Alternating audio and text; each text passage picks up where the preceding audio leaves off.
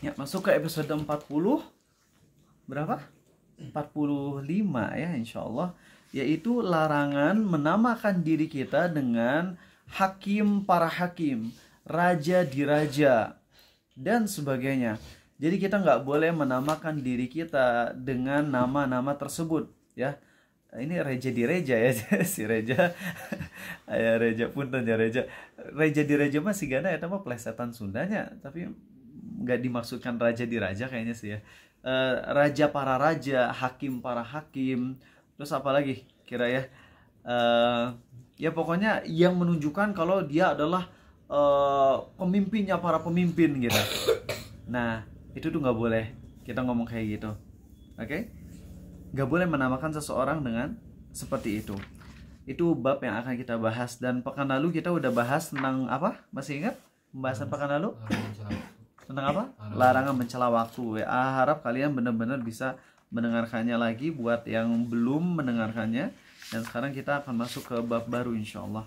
Bismillahirrahmanirrahim. Ala Rasulillah. Innal hamdalillahi nahmaduhu wa nasta'inuhu wa nastaghfiruh. Sungguh segala puja dan puji hanya milik Allah. Kita puji Dia. Kita mohon pertolongan dan ampunannya. Wa na'udzu billahi min syururi anfusina wa min sayyiati a'malina. Kita mohon perlindungan kepada Allah dari keburukan diri kita dan keburukan amal perbuatan kita. May yahdihillahu fala mudhillalah.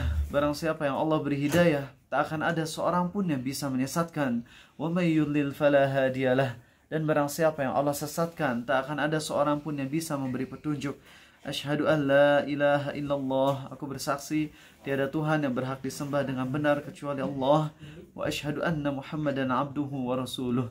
Dan aku pun bersaksi bahwasanya Muhammad adalah hamba dan rasulnya. Amma ba'du. Allahumma salli wa sallim ala Muhammad wa ala ali Muhammad. Ada yang baru masuk ya? Silakan masuk. Si Gan ya. Oke, teman-teman mohon maaf ya kalau tadi ada ini sedikit distraksi. Kita akan masuk ke pembahasan larangan menggunakan nama atau gelar hakimnya para hakim, rajanya para raja, dan sebagainya. Itu dilarang, itu nggak boleh ya. Dan insya Allah ini pembahasannya akan cukup pendek ya. Kita langsung masuk aja yuk, karena masih ingat 2 tahun yang lalu 18 menit yang awal itu banyak pembukaannya. Kita akan masuk ke hadisnya ya teman-teman. Atau iya deh, ini dulu mau nanya dulu deh ke Regan. Regan, kenapa nggak boleh menamakan seseorang dengan rajanya para raja, hakimnya para hakim? Kira-kira alasannya apa kan? Karena melegitimasi bahwa seseorang itu tertinggi gitu, pemimpin yang paling tinggi. Melegitimasi, anak hukum mah gitu bahasanya rada-rada susahnya. Melegitimasi apa? Melegitimasi kalau dia tuh yang tertinggi di antara yang paling tinggi. Jadi intinya kalau bahasa yang lebih manusiawinya apa? Bahasa yang lebih merakyatnya apa? Menghindari apa? Menghindari sombong gitu. Ini pakai bahasa yang lebih merakyat ya kan, karena kita bukan anak hukum semua. Oke, jadi larangan ini intinya ada pada mencegah seseorang jadi sombong. Ya, karena ketika seseorang namain dirinya rajanya para raja, penguasanya para penguasa dan sebagainya, dia kan udah ngangkat diri tuh tinggi ya. Dan ini larangannya bukan cuman menamakan diri sendiri, tapi kalau ada orang lain yang nyebut kita kayak gitu, terus kita seneng, kita juga masuk ke dalam larangan ini. Contoh nih ya, Gan, nama panjangnya siapa Gan? Iya.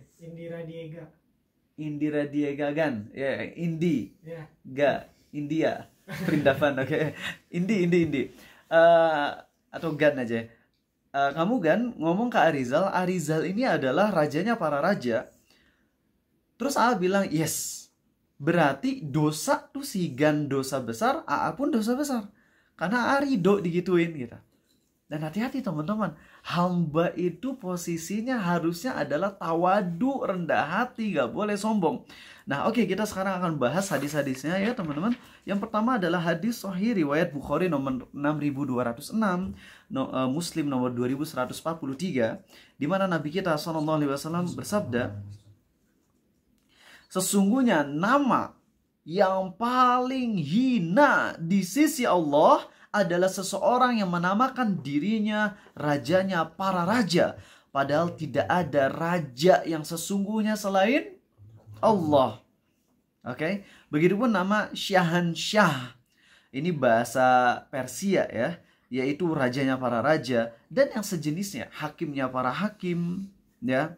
Dan dalam riwayat yang lain, Nabi kita SAW bersabda, orang yang paling dimurkai dan paling buruk di sisi Allah pada hari kiamat adalah mereka yang menamakan dirinya rajanya para raja. Oke, jadi itu dalil pertama. Nah, sekarang AA langsung aja ke beberapa pendapat ulama tentang hal ini. Jadi boleh nggak sih namain seseorang dengan rajanya para raja, hakimnya para hakim dan sebagainya? Ya, ternyata teman-teman, walaupun hadis tadi menyeramkan ya, di mana Nabi kita SAW bersabda sesungguhnya nama yang paling hina tuh, terus orang yang paling dimurkai. Kalau Allah murkanya ke orang yang ngelakuin hal yang halal atau yang haram? Oke, haram atau makruh? Haram dah. Kalau makruh mah nggak akan dimurkai oleh Allah ya. Kalau makruh mah kurang disenangin, tapi nggak sampai dimurkai. Murka itu kalau udah ada ancaman murka berarti dosa besar, bukan dosa kecil lagi. Nah berarti Regan kesimpulannya kalau namain orang dengan rajanya para raja dan itu sangat dimurkai oleh Allah, berarti hukumnya halal atau haram? Haram. Bukan haram biasa tapi dosa besar. Tapi teman-teman, anehnya ulama beda pendapat, jadi 3 pendapat. Ada ulama yang membolehkan, ada ulama yang mengharamkan, ada ulama yang memakruhkan. Kok bisa? Kok bisa sih perkara yang udah jelas dalilnya dimurkai oleh Allah, sangat dibenci Allah, tapi kok nggak sampai derajat haram ya? Cuman derajatnya makruh doang ya. Nah teman-teman, ketika kita ngebahas pendapat para ulama, kita pertama harus berusaha semampu kita nyari pendapat yang paling kuat. Dan setiap orang beda-beda kemampuannya. Setiap orang beda-beda. Kemampuan Arizal untuk melihat perbedaan pendapat ulama bisa jadi beda dengan kalian. Kalian mampunya mempertimbangkan antara pendapat ulama, ya kemampuan kalian segitu, kemampuan Arizal segini. Hah? Udah. Iya, segitu, dan kemampuan Arizal segitu, kemampuan kalian segini, beda-beda ya. Mungkin Arizal dalam bab ini, bab A, kemampuan Arizal cuma segini, tapi kalian karena udah belajar lebih panjang di bab A, kalian lebih ngerti perbedaan pendapat dalam suatu hal. Tapi dalam bidang yang lain, dalam bab yang lain, Arizal mungkin lebih ahli gitu. Jadi ya beda-beda. Kayak Nabi Musa dengan Nabi Khidir, siapa yang lebih mulia di mata Allah? Nabi Musa kan ya. Tapi Nabi Khidir lebih berilmu dalam beberapa bab, dalam beberapa aspek gitu, yang Nabi Musa nggak tahu gitu. Jadi kita kalau ada perbedaan pendapat ulama, pastikan kita melihat pendapat ulama yang terbaik sesuai kemampuan kita dalam meneliti dan membandingkan antara ulama. Nah, cuman kalau misalnya di mata kita sesuai kemampuan kita udah kelihatan jelas nih, ini yang lebih pas nih dengan hadis, ya udah kita pendapat itu pilih. Pendapat yang lain kita katakan, dalam pandangan saya pendapat yang lain itu kurang bisa saya terima gitu. Tapi ulamanya jangan direndahkan. Ulamanya jangan direndahkan. Karena ulama juga ketika ikut pendapat A itu sangat hati-hati.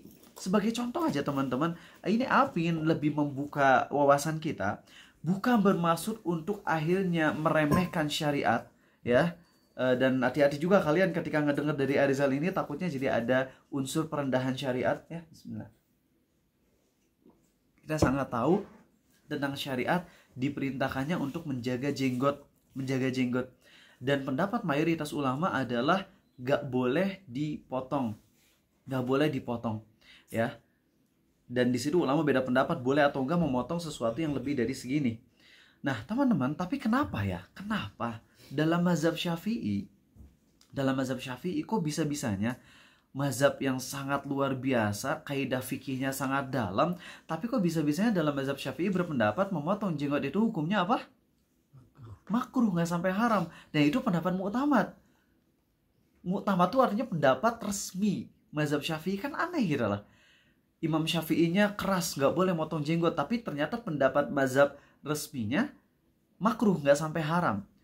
Nah, ternyata dalil-dalil mereka tuh wow, luar biasa. Banyak banget, diantaranya adalah ngambil ilahnya ya, ketika misalnya ngelihat orang Majusi, yang mana Majusi itu kan ketika menghilangkan jenggot tuh sampai total banget, sampai clean banget. Ai kubis dibiarin kayak Mario Bros gitu ya. Jadi kayak gitu. Makanya yang diharamkan itu kalau dalam mazhab Syafi'i kalau habisnya sampai total. Kalau nggak sampai habis total itu nggak sampai keharaman gitu. Dan Nabi SAW juga hanya ini doang apa? Hanya berpaling sambil ngelihat, kelihatan jijik itu ngelihat orang Majusi tersebut. Ya, kemudian juga kita tahu ada hadis selisilah orang-orang Yahudi. Ya, selisilah orang-orang musyrikin ya, yaitu cukurlah kumis dan peliharalah jenggot. Benar ya hadisnya, selisih orang-orang musyrikin.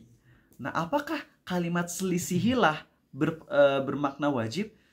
Nah, nggak selalu, karena kita tahu Nabi pun SAW pernah bersabda selisihilah orang-orang Yahudi, karena Yahudi itu sholatnya nggak pakai sendal.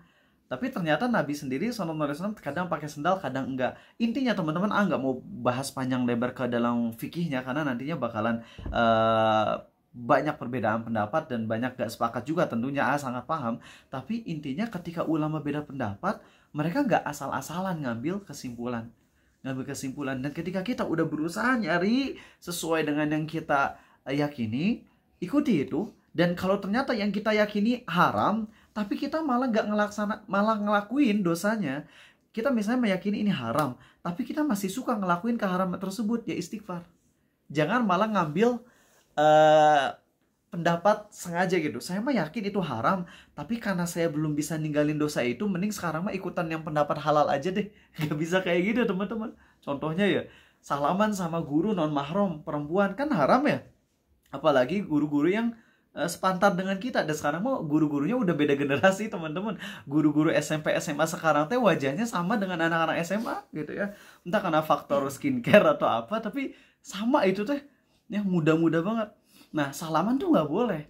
Tapi ketika kalian misalnya di sekolah banyak yang pingin nyalamin kalian, atau kalian pingin nyalamin guru yang cantik gitu ya, akhirnya kalian sengaja milih pendapat ulama lain yang membolehkan salaman asal nggak pakai syahwat gitu. Akhirnya salaman bilangnya nggak pakai syahwat, padahal keinginan salaman sama guru cantik aja teh udah syahwat teh. Nah, jadi jangan mempermainkan pendapat ulama gitu, jangan asal-asalan comot. Udah, kita lihat pendapatnya, lalu kita pilih ini yang saya yakini insya Allah. Kalaupun belum bisa ngamalin, istighfar gitu. Oke, teman-teman, yuk kita sekarang lihat. Maaf kalau muqaddimahnya rada panjang dalam hal ini, biar kalian paham kenapa ulama bisa beda pendapat, padahal dalilnya udah jelas belum tadi. Larangan raja di raja namain orang. Apa kata Nabi SAW? Eta nama yang paling apa? Paling hina dan paling dimurkai oleh Allah. Kan haram ya kesimpulannya ya. Tapi kenapa ada ulama yang bilang halal? Kenapa ada ulama yang bilang makruh? Ternyata teman-teman, pendapat pertama yaitu boleh-boleh aja namain anak dengan nama raja di raja, hakimnya para hakim, dan sebagainya, itu boleh. Alasannya adalah hadis yang sahih riwayat Ibnu Majah, di mana Nabi kita SAW bersabda, ya, arhamu ummati bi ummati Abu Bakar, ya, sosok dari umatku yang paling penyayang kepada umatku, ya, adalah Abu Bakar, ya. Wa asyadduhum fi dinillahi Umar, dan orang yang paling keras, paling kokoh, paling tegas dalam melaksanakan agama adalah Umar. Yang paling malu siapa? Utsman. Yang paling, nah ini dia kalimat ini ya, wa aqdahum Aliyu ibnu Abi Thalib, ya. Wa aqdahum itu artinya yang paling kodi itu apa? Hakim ya. Jadi akdo itu adalah bentuk superlatif dari hakim. Kalau hakim itu biasa, kalau akdohum berarti hakim yang paling tinggi gitu ya. Adalah Ali. Di situ. Ini dalilnya. Kenapa ulama bilang boleh-boleh aja namain hakim yang paling tinggi? hakimnya para hakim. Buktinya Nabi kita SAW bersabda wa aqdahum Ali. Hakimnya para hakim, kalau bahasa yang lebih mudah dipahaminya, atau hakim tertinggi deh, wa aqdahum. Hakim tertinggi mereka adalah siapa? Ali. Terus siapa? Orang yang paling mahir membaca kitabullah, Ubay bin Ka'ab. Yang paling ngerti halal dan haram siapa? Muadz bin Jabal. Yang paling paham ilmu waris, Zaid bin Thabit. Ya. Nah, jadi teman-teman, inilah pendapat ulama pertama, boleh pakai nama raja di raja. Langsung si reja aman, sedangkan si reja. Dan reja itu namanya reja di reja gitu ya. Jadi pendapat ulama yang pertama boleh, karena ini dalilnya. Ya, ini dalilnya. Nabi SAW bilang Ali itu hakim tertingginya umat ini. Ya. Berarti kalau hakim tertinggi kan berarti hakimnya para hakim, ya nggak sih? Ya logis ya. Nah, itu pendapat yang pertama. Itu kenapa boleh. Kedua, berpendapat makruh. Kenapa makruh? Demi bisa mengkompromikan antara yang melarang dengan yang membolehkan. Jadi ambil jalur tengah gitu. Emang kadang ulama kayak gitu. Ketika ada dalil yang mengharamkan dan dalil yang membolehkan, akhirnya biar nggak pusing jadi makruh aja di tengah-tengah gitu. Di tengah-tengah. Dan pendapat yang ketiga adalah haram. Dan ini pendapat yang dipegang oleh Ustaz Firanda. Ini juga pendapat yang dipegang oleh Syekh Muhammad bin Abdul Wahab At-Tamimi. Ya, nggak boleh namain orang raja di raja. Ya, hakim para hakim, penguasanya para penguasa, itu nggak boleh. Haram hukumnya. Terus kira-kira tentang ucapan Nabi ke Ali bahwasanya Ali itu adalah hakimnya para hakim, itu kira-kira gimana nih? Bagaimana jawaban ulama yang mengharamkan terhadap hadis ini? Ulang ya. Kan tadi ulama bilang haram ya. Ini pendapat yang apa pegang nih? Haram. Ustaz Firanda bilang haram. Syekh Muhammad bin Abdul Tamimi berpendapat haram. AA hanya mengikuti mereka karena AA bukan ulama, jadi nggak pantas untuk disejajarkan ya. Jadi maksudnya AA ngikutin pendapat Ustaz Syekh Muhammad bin Abdul Wahab, Ustaz Firanda gitu dalam perkara ini. Lalu kira-kira apa sih pandangan mereka yang mengharamkan kepada hadis tadi, di mana Nabi bilang Ali itu hakimnya para hakim? Coba yang kalian hadir di sini, kira-kira Narenda gimana nih?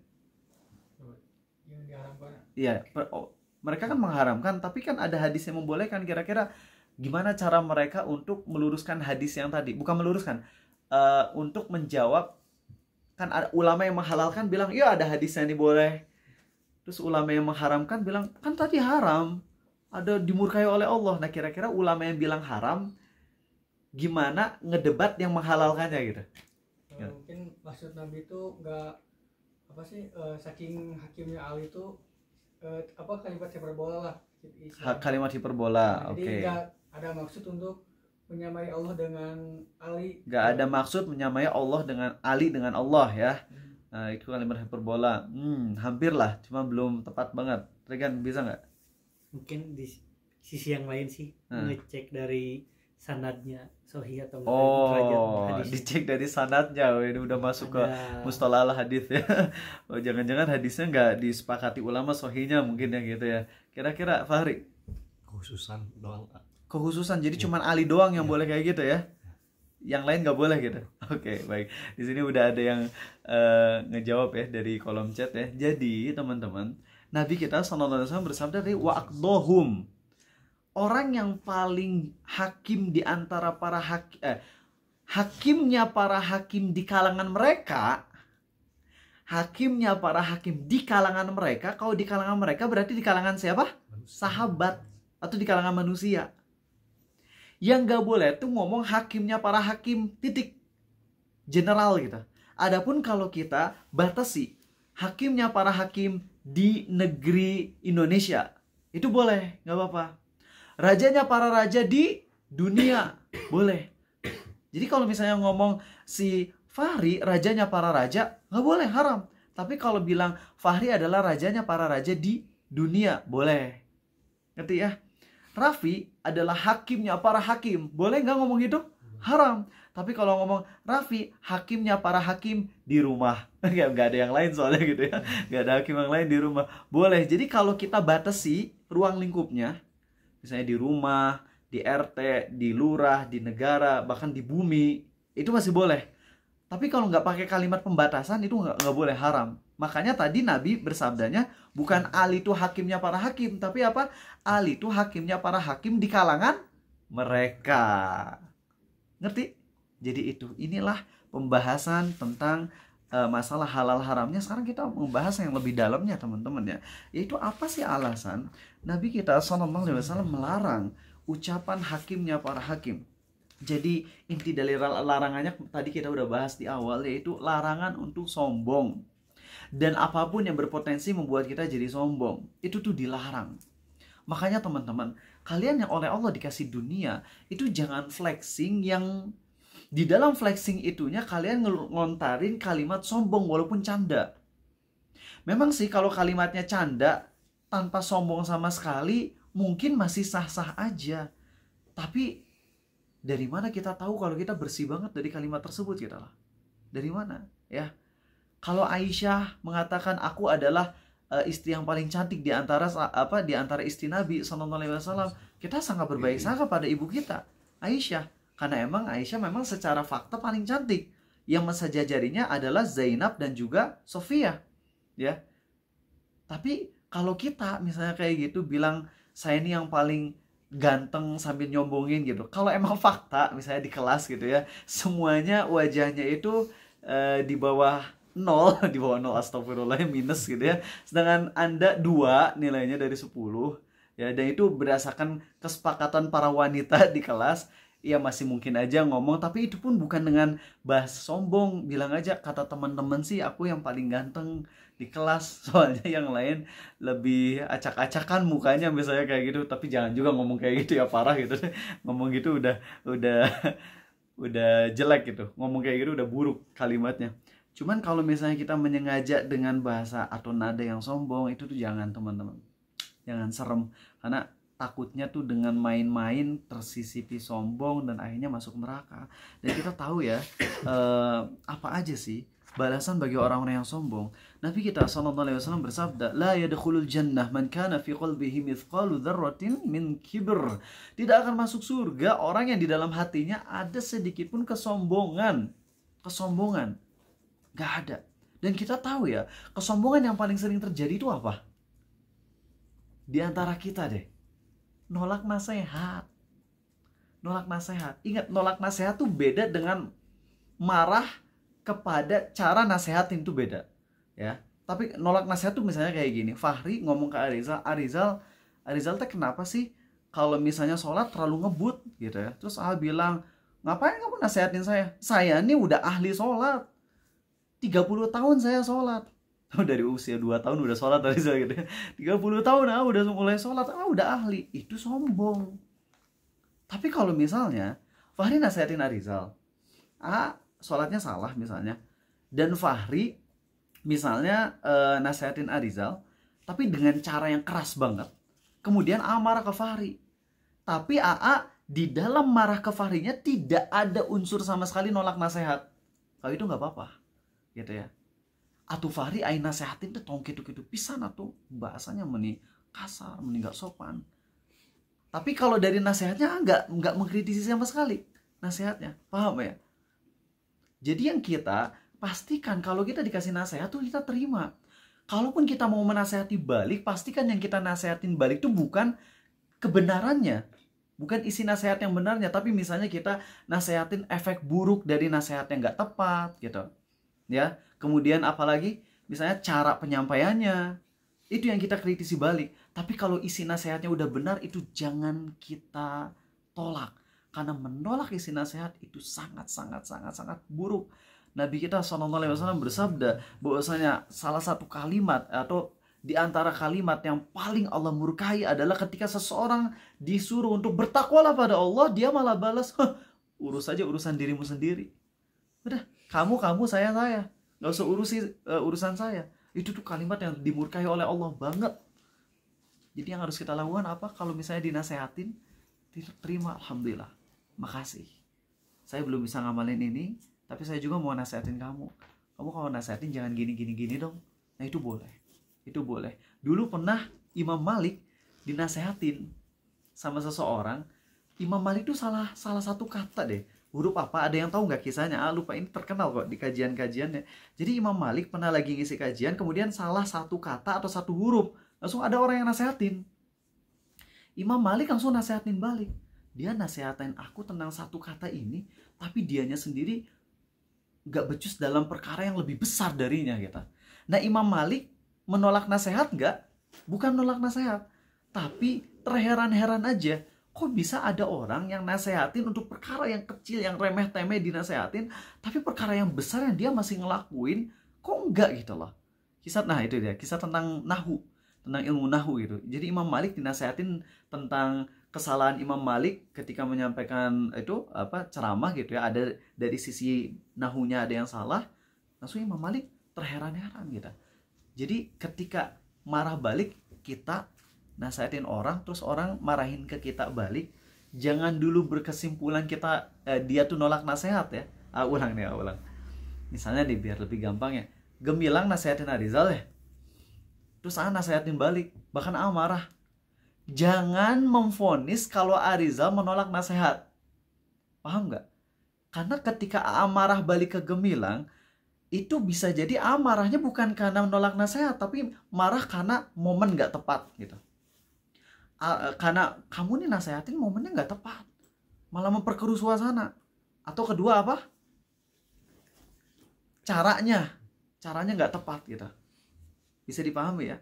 Makanya itu ketika coba bayangin ya, di pesantren ada orang yang hobi baca, misal ini ada di majalah As-Sunnah ya.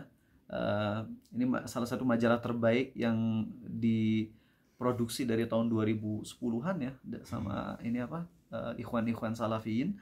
Itu di majalah As-Sunnah ngasih tahu yang namanya metode dakwah. Ada metode dakwah, fikih dakwah ya. Salah satunya adalah kalau di sebuah pesantrennya bukan pesantren yang sunnah salafi gitu. Misalnya pesantren yang warnanya tuh dekat sama biru gitu ya. Misalnya gitu teman-teman. Kalian kok langsung pada tegang gini gitu ya. Nah, itu misalnya pesantren itu banyak banget di dalam pesantrennya kitab-kitab yang membahas tentang jimat. Bukan tentang bahayanya jimat, tapi bagaimana cara bikin jimat. Bayangin pesantren tapi ngajarin gimana cara bikin jimat. Kan syiriknya. Tapi ada juga kitab yang di sana dibahas tentang hal-hal yang sangat vulgar. Masalah cewek cowok. Nanti kalian kalau misalnya ada temen yang mau nikah, saranin kalian kasih hadiah ke orang yang mau nikahnya buku karangan Ustadz Abu Umar Bashir kalau nggak salah. Bukan Abu Bakar Bashir ya. Abu Bakar Bashir mah di penjara ya. Abu Umar Bashir ya. Itu judulnya Sutra Ungu. Nah, kasih dia, itu cocok. Itu kalau kalian buka kitabnya, ya Allah, vulgar banget, sangat vulgar. Tapi boleh, halal, karena itu emang ngasih tahu bagaimana caranya untuk berhubungan yang baik dan sebagainya. Nah, teman-teman, ini ada anak pesantren yang satu lagi buka kitab yang vulgar tersebut ya. Kitabnya bagus ilmu, tapi emang nggak cocok buat dia karena dia kan masih anak SMP, SMA gitu ya, belum mau nikah. Dan di sebelahnya ada zodiak. Kalau orang yang lagi baca kitab yang vulgar ini dilarang misalnya, apa yang terjadi? Nanti dia bisa beralih ke zodiak. Besar nggak mudaratnya? Besar. Pada saat itu haram untuk menasehati, haram. Itu kalau ruang lingkupnya kecil, teman-teman. Lalu bagaimana kalau ruang lingkupnya lebih besar? Yang mana efeknya bisa berbahaya ke umat gitu loh. Makanya mohon maaf banget ya, jadi agak kurang senang sebenarnya ngebahas ini apalagi pas kajian. Tapi mungkin di antara kalian ada yang greget dengan bahasa Arizal yang begitu kasar kemarin, marah karena ngelihat dengan mata kepala sendiri teman-teman, karena dakwah di kalangan awamers. Dan kalian akan ngelihat orang-orang yang ustadz-ustadz yang memang basic sekolahnya itu di umum, seperti Ustadz Firanda ya. Ustadz siapa lagi? Ustadz Aminur Baiz, Ustadz Abdul Wasikal. Itu kan dulunya di UGM ya nggak sih? Ya, di kampus-kampus yang itu pasti akan paham bagaimana medan dakwah teman-teman. Bagaimana medan dakwah.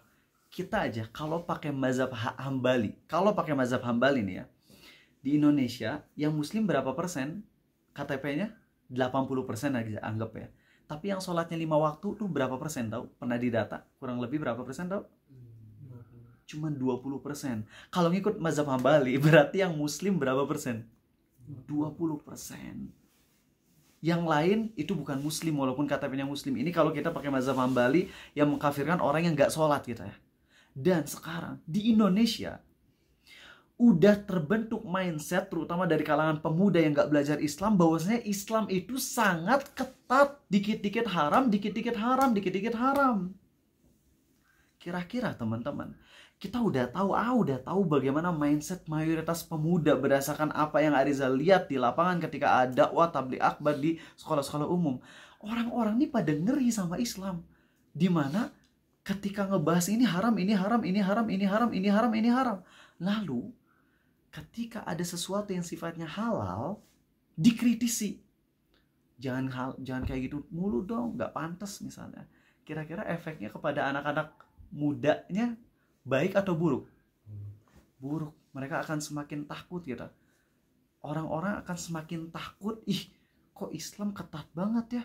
Sekedar pengen pakai baju yang gaul aja nggak boleh. Serem nantinya. Dan itu udah terlihat teman-teman, dimana ketika kita menyampaikan hal yang haram aja, yang udah jelas disepakati haramnya, mereka udah nolak. Apalagi kalau yang halal banyak dibahas dengan pembahasan yang kurang bagus. Misalnya nih, ketika ada orang lagi nge-gym, Ustadz nge-gym, kemudian dikritisi, udah dong Ustadz nggak usah nge-gym, nggak usah pamer-pamer body kayak gitu. Padahal kalaupun pamer body, Ustadz Syafiq pernah nggak pamer body sampai six pack-nya? Kagak pernah, masih pakai baju, bahkan nge-gymnya pakai jubah kayak gitu. Terus kita kritisi Ustadz Syafiq atas hal yang halal yang beliau lakukan. Walaupun efek negatif mah pasti ada, emak-emak yang jadi doyan sama Ustadz Syafiq lagi nge-gym, badannya makin bagus. Biasa, emak-emak itu mudarat pasti ada teman-teman ya, selalu ada. Tapi kalau kita akhirnya kritisi hal-hal yang halal, kita kritisi, nanti akan semakin bikin orang-orang awam takut sama Islam. Dan itu ngelihat sendiri gitu lah, dengan mata kepala sendiri ketika ngelihat para pemuda-pemudi takut sama Islam. Dan makanya waktu dulu Ariza ngeliatin nih, ini punya PS5 nih, kita main game yang insya Allah mudaratnya sangat-sangat ringan, bahkan bisa dihilangin total. Misalnya main balap mobil, gak ada makhluk hidupnya, musiknya bisa dimatiin. Akhirnya orang-orang bilang loh, bahkan sebagian anak rohis bilang, ih ternyata main PS halal ya. Ya kita tinggal jawab, emang siapa yang ngeharamin? Tinggal seleksi aja gamenya. Simple kan ya?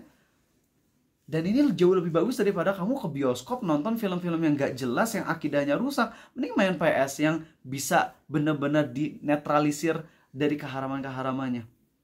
Jadi seperti itu teman-teman ya. Ingat loh, ini masalah kesombongan. Bismillah. Kesombongan yang paling sering terjadi adalah apa? Nolak nasihat. Kita sebagai orang yang dinasehatin harus terima nasihat, harus menerima. Tapi ketika ada kekeliruan dalam cara penyampaian nasihat, waktu penyampaian nasihat, gak ada salahnya kita untuk apa? Nasehatin balik. Bisa dipahami teman-teman? Sekali lagi gak enak banget yang ngebahas ini saat kajian, tapi emang butuh sih untuk penjelasan ini supaya kita jadi lebih ngerti itu, terutama kalian-kalian yang mungkin gak di sekolah umum, di pesantren terus. Jadi kalian biar tahu medan dakwahnya, biar ngerti ya, biar ngerti, enak nanti kalau kalian ngerti, jadi bisa lebih pas gitu, diterima tanpa harus kita melakukan keharaman. Baik, nih untuk kesombongan dalil lainnya adalah Allah berfirman dalam hadis qudsi ya, kesombongan adalah pakaianku, keagungan adalah selendangku. Siapa saja yang mencabut salah satu dari keduanya, maka akan aku lemparkan dia ke neraka jahanam.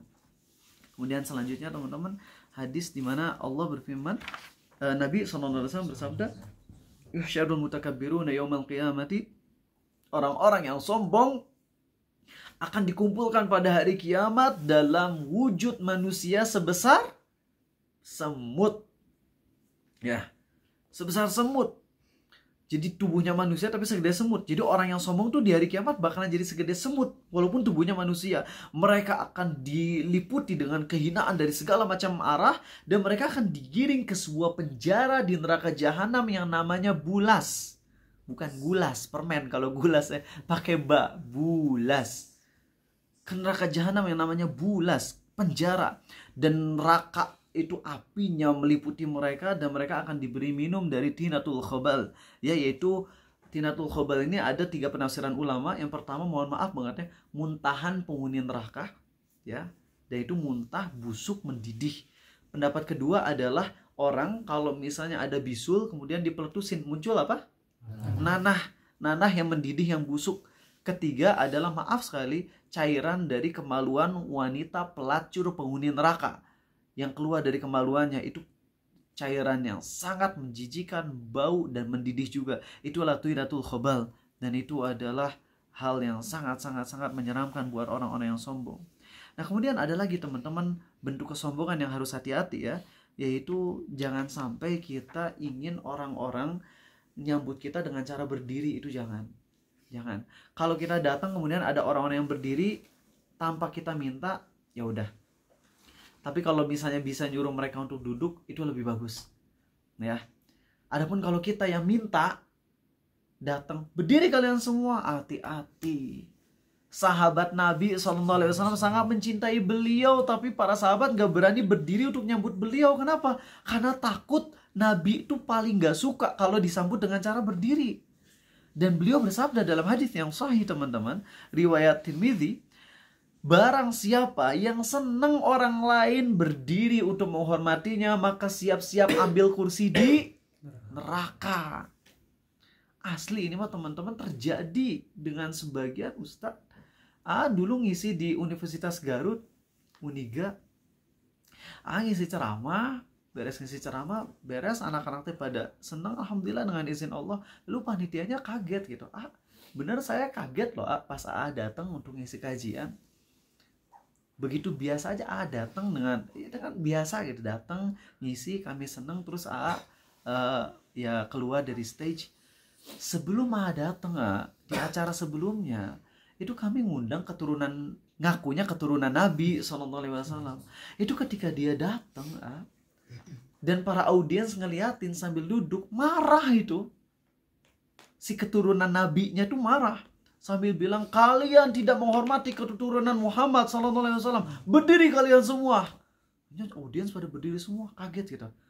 Yang tanya ya, siapa yang lebih pantas untuk dihormati, Nabi atau keturunannya SAW? Nabi lah SAW. Beliau aja gak seneng dihormati dengan cara orang-orang berdiri. Lah ini orang ngakunya keturunan beliau tapi minta biar berdiri. Serem itu teman-teman. Ini hadisnya. Barang siapa yang senang orang lain berdiri untuk menghormatinya, maka hendaklah dia siapkan tempat duduk di neraka. Nauzubillah min dzalik. Nauzubillah min dzalik. Itulah teman-teman ya pembahasan yang kita bahas di bab ini. Sekali lagi minta maaf kalau tadi ada perkara yang side topic yang mungkin kurang relevan, tapi perlu jelaskan karena khawatir ada hal yang kurang baik kalau nggak jelaskan, karena Arizal memang sudah merasakan banget tentang bagaimana efek dari hal yang kemarin. Mungkin kalian ngelihat Instagram atau WhatsApp Arizal, dan juga ngaku kalau Arizal manusiawi dan ada sisi manusia AA yang keluar pada saat itu, yaitu marah-marah yang mungkin terkesan nggak sopan, tapi nggak nyebut siapapun ustadznya secara spesifik. Bahkan nggak tahu Ustadz Ahmad Zainuddin ya, yang kemarin lagi viral nasehatin secara umum tentang masalah topi. Malah nggak tahu beliau nasehatin itu loh. Jadi pas bikin postingan itu sama sekali nggak ngerti kalau Ustadz Ahmad Zainuddin tuh lagi membahas tentang masalah topi. Ya, baru tahu pas di kolom komentar, oh iya Ustadz Ahmad Zainuddin bukan ngebahas tentang beliau, tapi ngebahas tentang seseorang yang hanya yang tahu dan nggak mau ngasih tahu ke kalian. Ya, dan sekarang kita akan ngebahas teman-teman pembahasan yang kemarin ke skip ya. Yaitu ketika Zulaikha ngejar Nabi Yusuf. Ada yang tahu apa ucapan Nabi Yusuf ketika berlindung ke Allah? Tahu? Apa? Zulaikha ngejar Yusuf untuk diajak zina dan Nabi Yusuf nggak mau. Apa jawaban Nabi Yusuf? Apa ucapan beliau? Apa? Penjara lebih bagus lagi. Penjara lebih bagus. Salah. Itu mah pas Nabi Yusufnya udah ngobrol sama wanita-wanita Madinah, wanita-wanita Mesir. Ma'adzallah. Ma'adzallah itu masdar loh. Masdar. Jadi bukan kan harusnya kita kalau berlindung ke Allah kayak gimana? A'udzubillah, ya. Tapi Nabi Yusuf bilangnya ma'adzallah. Perlindungan Allah. Kalimatnya gitu banget. Perlindungan Allah, kayak seakan-akan nggak cocok gitu ya. Kalau seakan-akan bukan bilang Al-Quran nggak cocok. Tapi kan kalau kita lagi ada masalah, lagi ketemu setan dan sebagainya, kita kan bilang a'udzubillah. Tapi Nabi Yusuf bilang ma'adzallah. Seakan-akan tuh kayak cepet banget, nggak ada waktu, dan secara spontan bilang ma'adzallah. Perlindungan Allah. Dan sebenarnya itu ada satu kata basicnya. Kalau kalian a'udzubillah, itu ada satu kata yang lupa itu basicnya, kata dasarnya apa, yang artinya itu adalah daging yang nempel pada tulang. Kalian pernah itu nyembeli, ngelihat ya, udah disembeli, dipotong-potong, ada daging-daging yang susah untuk lepas dari tulangnya, tahu ya, itu nempel kan. Nah, ketika ngebahas ma'adzallah, itu artinya adalah kita nempel kayak bergelayutan gitu kepada Allah. Bisa ngebayangin gak sih posisi kita kayak gimana gitu ya? Saat ada orang yang mau narik-narik kita ke neraka, kita bergelayutan pada Allah. Gak usah dibayangin Allahnya kayak gimana bentuknya ya, tapi kita bergelayutan, nempel, kayak susah banget untuk ditarik gitu. Itulah makna dari ma'adzallah secara bahasanya, ya. Jadi bisa ngebayangin kalian bagaimana posisi Nabi Yusuf itu ya, secara imajinasi kita aja, ada orang yang mau ngajak ke neraka, kemudian Nabi Yusuf menggenggam dengan keras, gak mau lepas kepada Allah, karena yang bisa melindungi itu hanya Allah doang, gak ada yang lain. Pada saat ini gak ada yang bisa melindungi kecuali Allah saja. Pintu-pintu Zulaikha tuh ada berapa? Sebagian mufassirin itu bilang di dalam kamarnya ada 7 pintu. Wa ghallaqatil abwaaba wa qalat haytalak. Itu ada yang bilang 7, ada yang bilang lebih dari 2, pokoknya banyak pintu dikunci semuanya, ya. Dan kalau masih buka mah kan banyak orang yang mungkin masih bisa nolong, tapi ini udah dikunci semuanya. 7-7-nya semuanya, kalau emang benar itu ada 7. Dan Nabi Yusuf bilang, aku berlindung kepada Allah. Innahu rabbi ahsana mathwaya innahu la yuflihul zalimun. Ini udah kita bahas 2 pekan yang lalu, yaitu ketika kita maksiat, alasan kita maksiat itu satu apa? Ketika kita nggak mau maksiat, satu apa? Takut sama Allah. 2, malu sama Allah. Itu udah kita bahas. Dan ini kalimat yang terakhir yang kelupaan untuk bahas 2 pekan yang lalu, yaitu apa? Innahu la yuflihul zalimun. Sesungguhnya orang-orang yang zalim itu tidak akan beruntung. Ini kalimat yang penting untuk kita bahas sekarang, teman-teman. Orang yang zalim sampai kapanpun gak akan beruntung, walaupun secara duniawinya dia kelihatan beruntung. Maka coba kalimat ini resapi di hati kita saat kita lagi dizolimi, baik secara finansial, ada orang yang bawa kita kabur uang, ada orang yang ngejek kita, memfitnah kita. Ingat aja ayat ini, innahu la yuflihul zalimun. Sesungguhnya orang yang zolim gak akan pernah beruntung selamanya.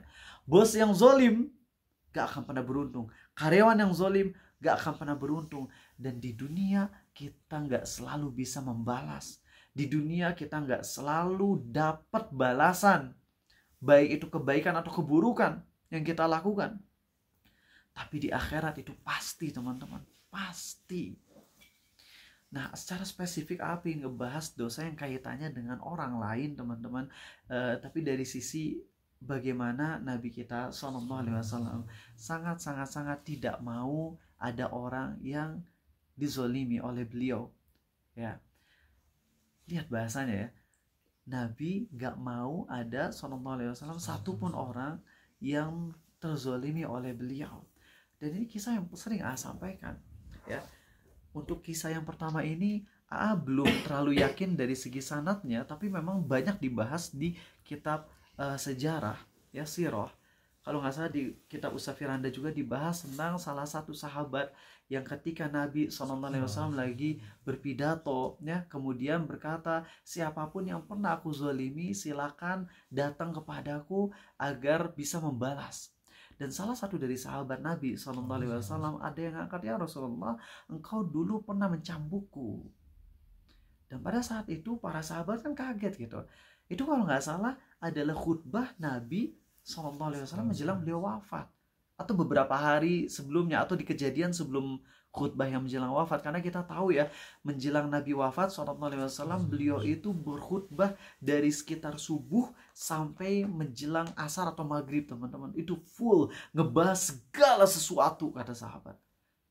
Ngebahas segala sesuatu, termasuk tanda-tanda kiamat dan sebagainya, itu dibahas. Dan gak ada seorang pun sahabat yang pergi. Kebayang gak sih itu? Sangat-sangat menegangkan ceramah beliau. Dan di antara ceramah yang akhir-akhir adalah beliau pernah minta kalau ada sahabat yang pernah disakiti, silakan balas sekarang. Lalu ada sahabat yang bilang, ya Rasulullah, engkau pernah mencambukku. Dan pada saat itu Nabi SAW akhirnya merelakan dirinya untuk dicambuk. Ya, dan ketika Nabi SAW, sahabat bilang, ya Rasulullah, engkau dulu mencambukku saat aku lagi nggak ada baju, maka aku pun pingin buka bajumu.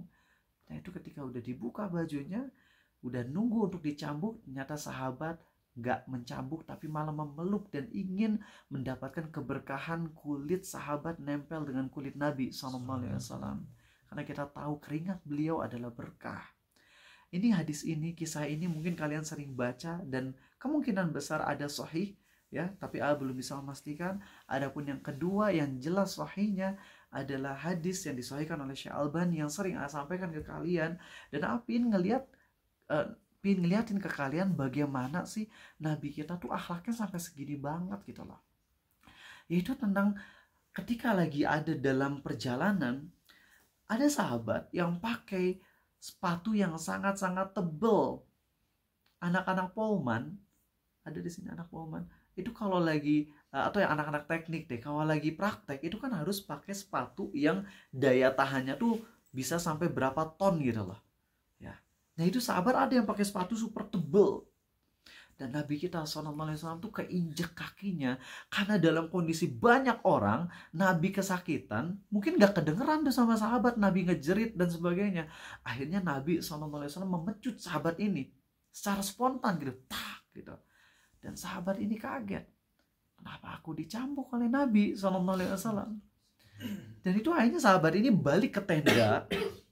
Sambil beliau tuh keringat dingin semalaman gak bisa tidur. Ya Allah, salahku apa sampai aku dicambuk oleh Nabi SAW? Dan pada saat itu semalaman tuh sahabat gak bisa tidur, kata sahabat ini.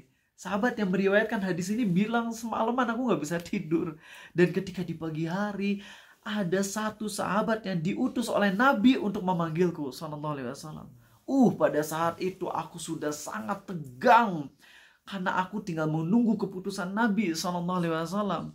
Aku nggak tahu kesalahanku apa sampai Nabi memecutku kemarin SAW. Akhirnya sahabat ini jalan mendekat ke Nabi SAW dalam kondisi deg-degan banget, teman-teman. Dalam kondisi deg-degan, sahabat ini udah di hadapan beliau. Ternyata beliau bersabda apa? Kemarin engkau menginjak kakiku sehingga aku kesakitan. Dan aku pun memecutmu. Itu mecutnya juga spontan, bukan sengaja kayak balas dendam gitu, spontan. Apa kata beliau? Aku memecutmu, dan pada hari ini sekarang aku ingin meminta maaf kepadamu. Dan sebagai permohonan maaf dariku, aku ingin ngasih kambing-kambing ini. Itu sahabat ini dikasih kalau nggak salah 120 kambing, teman-teman, sebagai permohonan maaf dari Nabi SAW karena beliau mencambuk secara nggak sengaja. Coba kalau kita ada pada posisi itu, yakin kalian semua akan bilang, ya Rasulullah nggak usah, kan kau nggak sengaja, aku juga nggak sengaja, kita saling memaafkan aja gitu loh. Tapi Nabi kita SAW tahu bahwasanya kezaliman adalah kegelapan di hari kiamat. Makanya beliau nggak mau ada orang yang tersakiti oleh beliau. Padahal ya Beliau nyakitin apa sih? Kalaupun beneran Nabi kita SAW menyakiti kita, jasa beliau udah terlalu banyak yang gak mungkin kita bisa bayar gitu. Masa gak mau maafin? Tapi sekali lagi yang kita ambil adalah bagaimana Nabi takut kalau ada orang yang dizalimi oleh beliau walaupun secara tidak sengaja. Makanya di antara doa beliau dalam hadis Sahih Muslim apa? Ya Allah, kalau ada di antara hambamu yang pernah aku sakiti, maka jadikanlah perbuatanku tersebut menjadi penggugur atas dosa-dosanya dan pendekatnya kepadamu di hari kiamat kelak ya Allah. Hafalin nih doa ini teman-teman. Walaupun Arabnya ada beberapa redaksi, makanya sampaikan Indonesianya aja biar kalian bisa coba baca ini sering-sering di waktu mustajab doa. Ya Allah, kalau ada di antara hambamu yang pernah aku sakiti, jadilah kezalimanku tersebut menjadi penggugur atas dosa-dosanya dan pendekatnya di sisimu di hari kiamat kelak ya Allah. Coba baca itu sambil niatkan ingin ngikutin sunnah Nabi SAW. Karena Allah berfirman di surat Yusuf apa tadi? Innahu la yuflihul zalimun. Orang yang zalim gak akan beruntung. Ingat aja. Kalau lagi baca ayat orang zalim gak akan beruntung, orang zalim dapat azab yang pedih, langsung ingat sama kisah Nabi SAW yang begitu takutnya menzalimi orang lain. Dan teman-teman ingat, masih mau ngecek lagi, Regan ingat gak apa arti dari kata Allah? Tuhan yang kita sembah. Tuhan yang kita sembah ketundukan, dengan ketundukan, kepatuhan, cinta, ketundukan, kepatuhan itu sama ya, ketundukan, terus cinta, taubat, ketulusan, kejujuran. Ya, oke, ulang ya. Apa sih arti dari Allah? Allah adalah Tuhan yang kita sembah dengan ketundukan, ikhlas, jujur, cinta, dan taubat. Apa sabda Nabi SAW? Barang siapa yang kalimat terakhirnya adalah la ilaha illallah, maka dia akan masuk surga. Ternyata teman-teman, kata para ulama, di antara hal yang akan mempersulit seseorang bisa ngucapin la ilaha illallah adalah kezaliman ke orang lain. Kenapa? Karena tadi dalam unsur la ilaha illallah tuh artinya tiada Tuhan yang berhak disembah dengan penuh ketundukan, tulus, ikhlas, cinta dan taubat kecuali Allah. Dan perbuatan zalim ke orang lain menunjukkan kalau kita menciderai bagian taubat. Kalau kita zalim ke orang lain, itu adalah salah satu yang bikin kita nggak bisa ngucapin la ilaha illallah menjelang mati kita. Dan itu seram. Makanya nggak aneh kenapa Nabi kita SAW walaupun dalam kondisi sakaratul maut sangat berat banget, beliau panas sampai 2 kali lipat manusia biasa. Sampai Aisyah ketika megang dahi beliau tuh kepanasan. Beliau lagi benar-benar sakit, beliau diguyur air, beliau pingsan, beliau ketika lagi siwak pun kesakitan, udah lemes banget teman-teman. Dalam kondisi lemesnya seseorang menjelang sakaratul maut, itu Nabi kita SAW masih bisa mengucapkan kalimat yang sangat indah. Kalimat yang Allah abadikan di surat An-Nisa. Walaupun kalimat yang beliau ucapkan agak beda dengan redaksi yang di surat An-Nisa, tapi kalimatnya mirip. Itu indah banget. Apa kata Nabi SAW? Yang pertama adalah la ilaha illallah innalil mauti lasakarat. Tiada Tuhan yang berhak disembah kecuali Allah. Sesungguhnya dalam sakarat itu, dalam kematian itu ada sakaratnya, ada rasa pusing, rasa mabuk, rasa pening, rasa kesakitannya luar biasa. Dan itu ketika udah ending teman-teman, menjelang Nabi wafat, itu statement ini adalah ayat yang paling ayat sukai di dalam Al-Quran. Pribadi ayat ini adalah ayat favorit Arizal di dalam Al-Quran, surah An-Nisa. Ya, apa ayatnya? Wa may yuti'illaha war rasul فَأُولَٰئِكَ مَعَ الَّذِينَ أَنْعَمَ اللَّهُ عَلَيْهِمْ مِنَ النَّبِيِّينَ وَالصِّدِّيقِينَ وَالشُّهَدَاءِ وَالصَّالِحِينَ وَحَسُنَ أُولَٰئِكَ رَفِيقًا. Barang siapa yang taat kepada Allah dan Rasul-Nya, maka mereka akan bersama dengan orang-orang yang Allah beri nikmat kepada mereka, yaitu para nabi, siddiqin, syuhada, dan orang-orang saleh. dan mereka adalah sebaik-baiknya teman. Itulah statement terakhir Nabi kita SAW. Sambil tangan beliau ke atas langit, beliau mengucapkan ma'alladzina an'amta alaihim minan nabiyyin was-siddiqin wasyuhada'i was-salihin. Ya Allah, aku ingin bisa bersama dengan orang-orang yang telah Engkau beri nikmat dari para nabi, para siddiqin, dari para syuhada dan orang-orang soleh. Ya Allah, aku ingin bertemu dengan Engkau yang maha tinggi. Aku ingin bertemu dengan Engkau yang maha tinggi. Aku ingin bertemu dengan Engkau yang maha tinggi. Dan itu harus diusahakan. Mati husnul khotimah itu harus diusahakan. Dan salah satu usahanya adalah menjauhi zalim ke orang lain. Ingat firman Allah di surat Yusuf. Innahu la yuflihul zalimun. Tidak akan beruntung orang-orang yang zalim. Gak akan beruntung. Dan ketidakberuntungan yang paling parah adalah kalau kita gak bisa ngucapin la ilaha illallah di ending hidup kita, teman-teman. Allahu Akbar. Kita tutup ya dengan doa. Kita udah lama gak doa di ending kajian. Sama-sama minta ke Allah di malam hari yang kita berharap berkah ini. Allahumma salli wa sallim ala Muhammad wa ala ali Muhammad. Ya Allah, segala puji bagimu yang masih memberi kami kesempatan untuk menuntut ilmu Islam. Ya Allah, tanpa hidayahmu kami jauh darimu. Tanpa kasih sayangmu kami jauh darimu ya Allah. Kami mohon padamu ya Rabb. Jadikanlah kami ya Allah hamba-hambamu yang bisa berjumpa dengan para nabi, para siddiqin, para syuhada dan orang-orang soleh. Ya Allah, jadikanlah kami teman-teman mereka di akhirat kelak di dalam surgamu ya Allah. Walaupun kami jauh amalnya dari mereka. Ya Allah, kami mohon matikanlah kami dalam kondisi bisa mengucapkan la ilaha illallah. Ya Allah, kalau ada orang-orang yang pernah kami zalimi, buatlah ya Allah kezaliman kami kepada mereka menjadi penggugur atas dosa-dosa mereka. Dan jadi pendekat mereka kepadamu di hari kiamat kelak ya Rabb. Wahai Allah, kami mohon istiqomahkanlah kami di atas jalanmu ya Rabb. Sekotor apapun kami, sebusuk apapun kami, istiqomahkan kami di atas jalanmu sampai hari di mana kami berjumpa denganmu ya Rabb. Rabbana atina fid dunya hasanah. Ya Allah, berikanlah yang terbaik pada kami di dunia ini, wa fil akhirati hasanah, dan yang terbaik pula di akhirat kelak, wa qina adzabannar, dan selamatkanlah kami dari siksa api neraka. Amin ya rabbal alamin. Jazakumullahu khairan teman-teman. Makasih semuanya ya. Sering-sering sekali lagi ini bawa ini ya hadiah buat kalian, yaitu bawa doa tadi.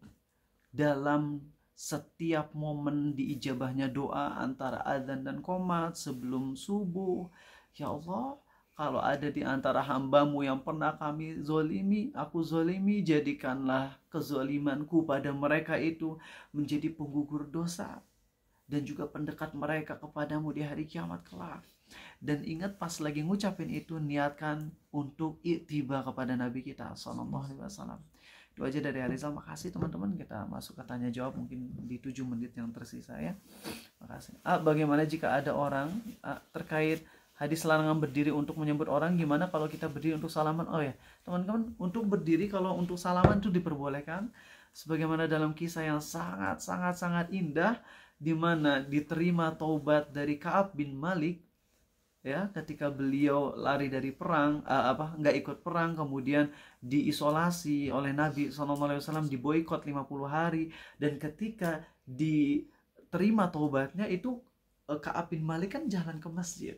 Dan itu ketika jalan ke masjid ngelihat, aduh ya Allah, Nabi Muhammad SAW kan 50 hari itu cemberut, marah ke Ka'ab bin Malik. Dan itu sakit hati banget. Ka'ab bin Malik kangen sama Nabi tapi takut ketemu beliau. Pas Ka'ab bin Malik datang ke masjid, itu ngelihat wajah Nabi SAW udah sangat ceria, senang, bahagia, karena Allah telah memberitahukan taubatnya udah diterima. Dan ketika udah dikasih tahu tobatnya diterima, itu Thalha bin Ubaidillah tuh langsung berdiri dan salaman. Dan kata para ulama ini diperbolehkan. Kalau berdiri dalam rangka untuk salaman kepada orang yang baru datang itu diperbolehkan, gak ada masalah ya. Allah. Maaf, bagaimana jika kita belum bisa menasehati seseorang ketika dia salah? Apakah boleh hanya cukup mendoakannya? Boleh kalau emang belum bisa ya, gak ada masalah. Oke. Ada yang mau nanya dari kalian langsung barangkali? Oke. Bagaimana orang yang menampakkan kekayaan harta dan dengan rangka untuk berdakwah dan memberikan image bahwa orang Islam yang sunnah juga ada yang kaya dan soleh? Dan kalau boleh bagaimana contoh kasus realnya? Jadi gini ya Zaki ya, ketika memang kita benar-benar kaya, mendingan kita bukan pamer kekayaan. Seperti mobil kita flexing ya, motor kita flexing. Tapi yang kita lakukan adalah kita lakukan bakti sosial secara terang-terangan. Dan itu pun jangan difoto orang-orang yang menerima dari kitanya.